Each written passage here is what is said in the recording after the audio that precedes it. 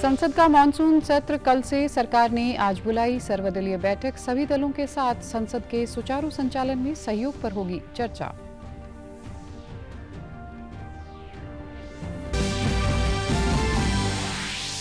SIR के तहत पंजाब में बूथ स्तर पर विशेष कैंप। सुबह 8 बजे से दोपहर 2 बजे तक मतदाताओं ने गणना फॉर्म करवाए जमा। मतदाता सूचियों के विशेष संशोधन अभियान को मिली रफ्तार। और मुख्यमंत्री नायब सिंह सैनी ने मधुबन पुलिस एकेडमी से किया नशा मुक्त हरियाणा अभियान को जन आंदोलन बनाने का आह्वान। हर स्तर पर नशा मुक्ति टास्क फोर्स बनाने की घोषणा। थाना प्रभारियों से भी किया संवाद। नमस्कार, चंडीगढ़ से आपका स्वागत है। मैं हूं आरजू। अब समाचार विस्तार से। 20 जुलाई को संसद का मानसून सत्र शुरू हो रहा है। इससे पहले सरकार ने आज सर्वदलीय बैठक बुलाई है। इस दौरान कांग्रेस, सपा, टीएमसी सहित इंडी गठबंधन के सदस्यों ने सर्वदलीय बैठक में एनसीपीआई के बुलाए जाने पर सांकेतिक वॉकआउट कर दिया। इंडी गठबंधन के सहयोगियों का कहना है कि अभी स्पीकर ने टीएमसी के बाकी बागियों पर कोई फैसला नहीं किया। ऐसे में वॉकआउट के बाद विपक्ष वापस बैठक में पहुंचा। संसद का मानसून सत्र कल से शुरू होकर 13 अगस्त तक चलेगा। इस दौरान कई महत्वपूर्ण विधेयकों पर चर्चा और उन्हें पारित किए जाने की संभावना है। वहीं संसदीय कार्य मंत्री किरेन रिजिजू ने सभी दलों से संसद की कार्यवाही सुचारू रूप से चलाने का आग्रह किया है। लीडर्स का बैठक बुलाया है। हम पूरे पॉलिटिकल पार्टीज को अनुरोध करते हैं कि ये जो मानसून सत्र है इसको अच्छी तरह से चलाने में सब योगदान करें, सहयोग करें। पार्लियामेंट सबका है और सरकार जो भी बिजनेस बिल्स लेके आएंगे, मैं उम्मीद करता हूं कि सारे अपोजिशन पार्टीज और रूलिंग पार्टी सारे मेंबर्स अच्छी तरह से हिस्सा लेंगे। पार्लियामेंट जितना अच्छा से चलेगा उतना ही देश का भला होगा। निर्वाचन आयोग की ओर से मतदाता सूचियों के विशेष गहन पुनरीक्षण अभियान के तहत आज पंजाब के सभी मतदान केंद्रों पर विशेष बूथ स्तरीय कैंप लगाए गए। इन कैंपों में सुबह 8 बजे से दोपहर 2 बजे तक मतदाताओं को गणना फॉर्म भरने और जमा करवाने की सुविधा उपलब्ध करवाई गई। पंजाब की मुख्य चुनाव अधिकारी आनंदिता मित्रा ने सभी पात्र मतदाताओं से समय पर गणना प्रपत्र भरने की अपील की है। उन्होंने कहा कि 13 अगस्त को प्रकाशित होने वाली प्रारंभिक मतदाता सूची में नाम शामिल कराने के लिए गणना प्रपत्र जमा करना अनिवार्य है। उन्होंने बताया कि राज्य भर में एसआईआर अभियान के तहत घर घर जाकर गणना का कार्य भी जारी है, जो 3 अगस्त तक चलेगा। मुख्य चुनाव अधिकारी ने नागरिकों से इस अभियान में सहयोग करने और अपने मतदाता संबंधी विवरण समय पर उपलब्ध कराने का आग्रह किया। भटिंडा अदालत में अभिनेत्री कंगना रनौत के खिलाफ मानहानि मामले की सुनवाई एक बार फिर टल गई है। वकीलों की हड़ताल के कारण अदालत में कल इस मामले की सुनवाई नहीं हो सकी। अदालत ने मामले की अगली सुनवाई के लिए 3 अगस्त की तारीख तय की है। कंगना रनौत के खिलाफ मानहानि का मुकदमा दायर करने वाली बुजुर्ग महिला महेंद्र कौर और गवाह गुरप्रीत सिंह के बयान अब अगली सुनवाई पर दर्ज किए जाएंगे। महेंद्र कौर के वकील रघुवी बेनीवाल ने बताया कि मामले में कुल 4 गवाह शामिल किए गए थे, जिनमें से 2 की गवाही हो चुकी है, जबकि 2 गवाहों की गवाही अभी बाकी है। आज महेंद्र कौर वर्सेस कंगना रनौत जो डेफामेशन केस है उसमें आज प्रोसीडिंग के लिए रखा गया था और कोर्ट में माताजी की और गुरप्रीत सिंह की एविडेंस आज होनी थी कोर्ट में। पर Punjab and Haryana high court के एडवोकेट्स ने जो डिफेंस काउंसिल और लीगल एड के अगेंस्ट जो वर्क स्ट्रक का जो रेजोल्यूशन पास किया है उसके रिगार्डिंग हम कोर्ट में अपीयर नहीं हो सके, इसीलिए आज माताजी की और गुरप्रीत सिंह की एविडेंस है जो हो नहीं पाई। उसके लिए कोर्ट ने 3/8 नेक्स्ट डेट मुकर्रर की है।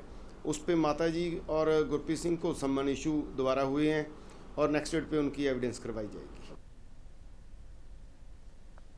हरियाणा के मुख्यमंत्री नायब सिंह सैनी ने कल मधुबन में पुलिस एकेडमी में आयोजित एक पुलिस एक संकल्प ड्रग्स मुक्त हरियाणा कार्यक्रम में बतौर मुख्य अतिथि शिरकत की। इस मौके पर उन्होंने कहा कि नशे के खिलाफ लड़ाई केवल कानून व्यवस्था का विषय नहीं बल्कि समाज और मानवता की रक्षा का अभियान है। इसलिए इसे जन भागीदारी से जन आंदोलन का स्वरूप देना समय की आवश्यकता है। इस दौरान मुख्यमंत्री ने घोषणा की कि प्रदेश में जिला, उपमंडल, ब्लॉक, गाँव और वार्ड स्तर तक नशा मुक्ति टास्क फोर्स का गठन किया जाएगा। उन्होंने पुलिस अधिकारियों से संवाद के दौरान तफ्तीश हेड के तहत उपलब्ध राशि बढ़ाकर 10 करोड़ रुपए करने की भी घोषणा की। उन्होंने कहा कि जो थाना प्रभारी अपने क्षेत्र को प्रभावी ढंग से नशा मुक्त बनाने में सफल होगा, उसे सरकार सम्मानित करेगी। कहां से नशा चला है, कहां आया है, कहां खपत हुआ है, इसके ऊपर गंभीरता से विचार करने की जरूरत है। और साथियों, आज जो नए युद्ध का ये शंखनाद हो रहा है, यह युद्ध साथियों किसी सीमा पर नहीं लड़ा जाएगा, बल्कि यह युद्ध किसी विदेशी दुश्मन के साथ भी नहीं लड़ा जाएगा। साथियों, यह युद्ध उस जहर के खिलाफ है, उस नशे के खिलाफ है, जिसने न जाने कितने घरों को उजाड़ दिया है।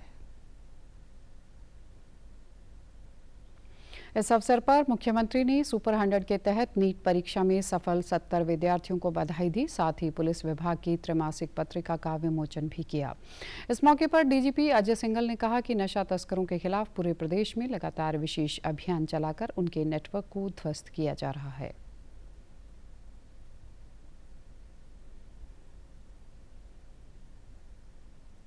हरियाणा पुलिस नशा तस्करी के विरुद्ध जीरो टॉलरेंस की नीति पर दृढ़ता से कार्य कर रही है। यह नीति केवल बाहरी अपराधियों तक सीमित नहीं है, बल्कि पुलिस बल पर भी समान रूप से लागू है। हमारा स्पष्ट संदेश है कि हरियाणा पुलिस में नशा तस्करी, भ्रष्टाचार अथवा अनुशासनहीनता में संलिप्त किसी भी अधिकारी और कर्मचारी को किसी भी परिस्थिति में बख्शा नहीं जाएगा। माननीय मुख्यमंत्री श्री नायब सिंह जी सैनी जी के मार्गदर्शन में हरियाणा राज्य नारकोटिक्स कंट्रोल ब्यूरो को और अधिक मजबूत बनाने के लिए व्यापक कार्य योजना तैयार की गई है। राष्ट्रपति द्रौपदी मुर्मू 20 से 21 जुलाई तक मोल्डोवा, नॉर्थ मैसेडोनिया और रोमानिया की ऐतिहासिक राजकीय यात्रा पर रवाना हुई हैं। राष्ट्रपति अपनी यात्रा के पहले चरण में मोल्डोवा पहुंचेंगी, जहां वे अपने समकक्ष माया संधू के साथ प्रतिनिधि स्तर की वार्ता करेंगी।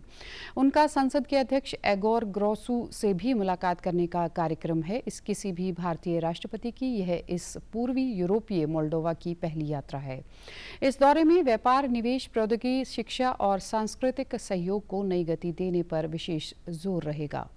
इस दौरान व्यापार, प्रौद्योगिकी और पर्यटन जैसे क्षेत्रों में सहयोग बढ़ाने पर विशेष जोर रहेगा। हो रहा है, ये बिजनेस कंपोनेंट भी है, कम्युनिटी का कंपोनेंट है, पार्लियामेंट कंपोनेंट भी है, एंड लीडरशिप का जो एंगेजमेंट है, नया कैसे आइडिया जो होगा। एंड इस दौरान भी हम जो कर रहे हैं, जो पीपल टू पीपल कनेक्शन को जो स्ट्रेंथन करने के लिए, मोल्डोवा में हमारा लगभग 1800 का 1900 का आसपास में जो इंडियन स्टूडेंट यहाँ पर हायर स्टडी कर रहे हैं, पर्टिकुलर मेडिसिन और वेटरनरी साइंस में कर रहे हैं। जो पीपल टू पीपल कनेक्शन जो हो रहा है, हम चाहते हैं कि और उसका आगे बढ़े। राष्ट्रपति की यात्रा से पहले रोमानिया और मोल्डोवा में भारत के राजदूत डॉक्टर मनोज कुमार मोपात्रा ने इन देशों से मजबूत होते राजनयिक संबंधों, व्यापार, संस्कृति और आपसी सहयोग के विभिन्न पहलुओं पर जानकारी दी। By an Indian president to that country. During the visit, Honorable Rashtrapati ji will hold one-to-one and delegation level talks with the President of North Macedonia, who will also host a banquet in her honor. The President will meet Prime Minister and President of the Parliament of North Macedonia. She will also have an interaction with the business representatives and the Indian community. Punjab के राज्यपाल एवं UT प्रशासक गुलाब चंद कटारिया ने कल पंजाब विश्वविद्यालय में छठी wheel chair cricket championship 2026 का उद्घाटन किया। इस मौके पर उन्होंने कहा कि शिक्षा, रोजगार, खेल और अन्य अवसरों तक समान पहुंच दिव्यांग व्यक्तियों के लिए गरिमा और अवसर सुनिश्चित करने के लिए आवश्यक है। इस अवसर पर राज्यपाल ने खिलाड़ियों का उत्साहवर्धन करते हुए यह आयोजन महज एक खेल प्रतियोगिता नहीं, बल्कि साहस, समानता और समावेश का उत्सव है, जो साबित करता है कि शारीरिक सीमाएं कभी भी मानवीय क्षमता को प्रभावित नहीं कर सकती। इससे पहले पीयू की कुलपति प्रोफेसर रेणु विग ने राज्यपाल का स्वागत किया।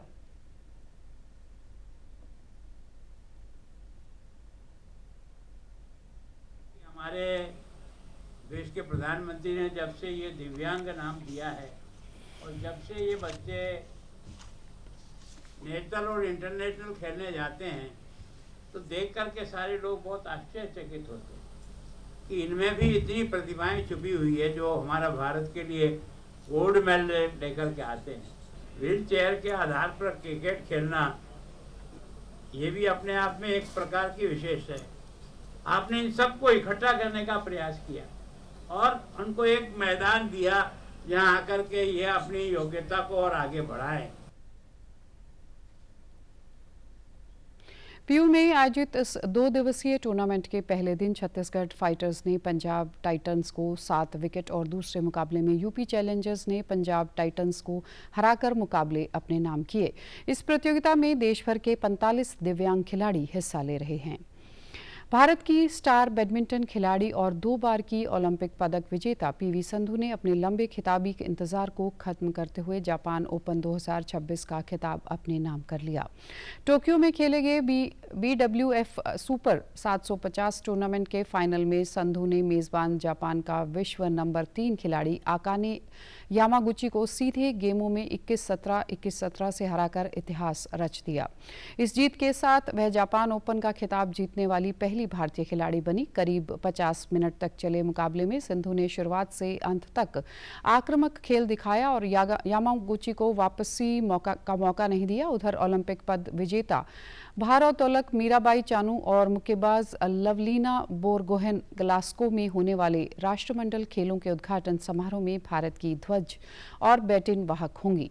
भारतीय ओलंपिक संघ ने कल यह घोषणा की। कॉमनवेल्थ खेलों का उद्घाटन समारोह 23 जुलाई को आयोजित किया जाएगा। 72वें राष्ट्रीय फिल्म पुरस्कारों के विजेताओं की घोषणा कल रात को राष्ट्रीय मीडिया केंद्र में की गई। बॉलीवुड अभिनेता कार्तिक आर्यन और मलयालम सिनेमा के दिग्गज मम्मूटी को सर्वश्रेष्ठ अभिनेता के पुरस्कार से सम्मानित किया गया। कार्तिक आर्यन को खेल पर आधारित फिल्म चंदू चैंपियन में उनके अभिनय के लिए सम्मानित किया गया। वहीं फिल्म आर्टिकल 370 को सर्वश्रेष्ठ फीचर फिल्म और अभिनेत्री यामी गौतम को इस फिल्म में शानदार अभिनय के लिए सर्वश्रेष्ठ अभिनेत्री घोषित किया गया। मल्टी स्टारर फिल्म कल्की को संपूर्ण मनोरंजन प्रदान करने वाली सर्वश्रेष्ठ फीचर फिल्म घोषित किया गया। राजकुमार राव अभिनीत फिल्म श्रीकांत को सर्वश्रेष्ठ हिंदी फिल्म का पुरस्कार मिला। निर्देशक सुकुमार को पुष्पा 2 के लिए सर्वश्रेष्ठ पटकथा का राष्ट्रीय पुरस्कार दिया गया। संगीतकार शाश्वत सचदेव को आर्टिकल 370 के लिए सर्वश्रेष्ठ संगीत निर्देशन का पुरस्कार मिला। सर्वश्रेष्ठ प्रोडक्शन डिजाइन का पुरस्कार कल्की को मिला, जबकि स्त्री 2 को सर्वश्रेष्ठ कोरियोग्राफी का पुरस्कार दिया गया।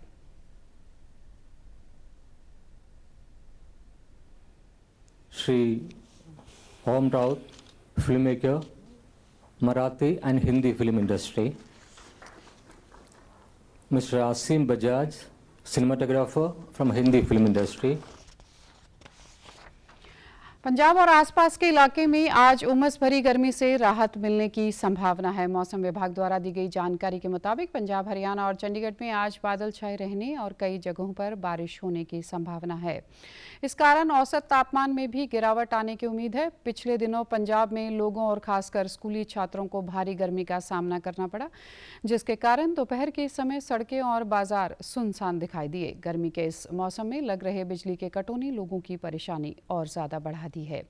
वहीं जम्मू और कश्मीर ने खराब मौसम की चेतावनी जारी की है। उसे देखते हुए आज से अमरनाथ यात्रा को अस्थायी रूप से बंद कर दिया है। पवित्र यात्रा को पहलगाम और बाल्टल दोनों मार्गों से निलंबित किया गया है। कश्मीर डिवीजनल कमिश्नर अंशुल गर्ग ने कहा कि बाल्टाल, नोनवान और चंदनवाड़ी बेस कैंप से श्रद्धालुओं को आगे जाने की अनुमति नहीं दी जाएगी।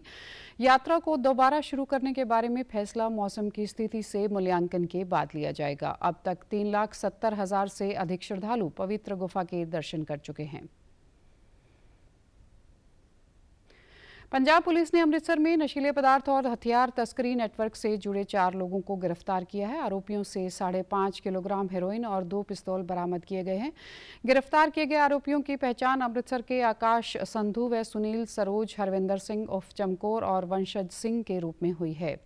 अमृतसर के पुलिस कमिश्नर गुरप्रीत सिंह भुल्लर ने पत्रकारों से बातचीत के दौरान बताया कि गिरफ्तार किए गए आरोपियों को आकाश, सुनील और हरविंदर के खिलाफ पहले ही NDPS और आर्म्स एक्ट केस दर्ज है। उन्होंने बताया कि इस संबंधी अलग अलग मामले दर्ज करके अगली कार्रवाई को अंजाम दिया जा रहा है। उन्होंने आने वाले दिनों में और भी गिरफ्तारियां, निर्यात की संभावना जताई है।